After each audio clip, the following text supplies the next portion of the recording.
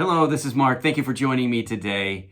This past Saturday, many of us were able to gather together in the Twin Lakes Auditorium for the memorial service of our dear friend and pastor of TLC in Espanol, Julian Pizarro. The room was packed. It was a powerful, powerful time. Yes, there were many times of tears, but also tribute to the man that Julian was and is.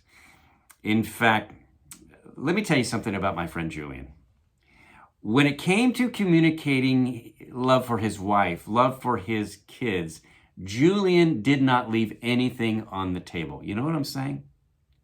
He didn't leave it to them to wonder if he loved them with all his heart. He communicated it. In fact, he was so intentional, and he's an enduring example to me in this way, because I would see him eagerly looking for opportunities to spend time with his kids, either all three of them together or individually. He would schedule time.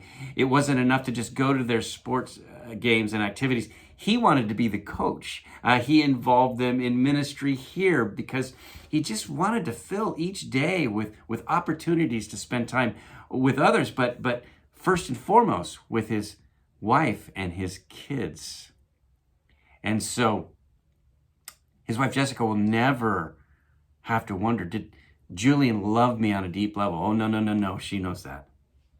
And his children will never wonder, I think Dad loved me, but he didn't really say it. Oh, no. He said it. He said it in word and in deed. And it reminds me of something that Moses wrote back in Psalm 90. Now, Moses lived to 120. So if there was ever a person who had the luxury of, putting off a kind word or communicating something to someone to someone who was important to him, it would be Moses. I mean, he had a lot of days to cash in, and yet it's Moses who says this. It's a prayer, Psalm 90, when he says this. He says, Lord, teach us to number our days. Verse 12, teach us to number our days that we may gain a heart of wisdom. You want to live today wisely? Well, realize that when it comes to our days, quantities are limited. They're limited.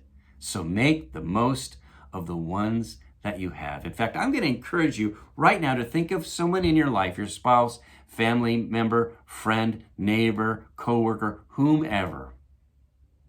And today can be the day where you communicate in word or deed or both that they matter to you, that they're a gift to you, that you love them. You could pick up the phone, you could send a text, email if you can't do it face to face. But let them know today what you're holding in your heart. You'll never regret it. And so I encourage you to do this. I'm going to do the same. Lord, teach us to number our days that we may gain a heart of wisdom. And so now, with this in mind, God bless you, and make this day matter by living wisely.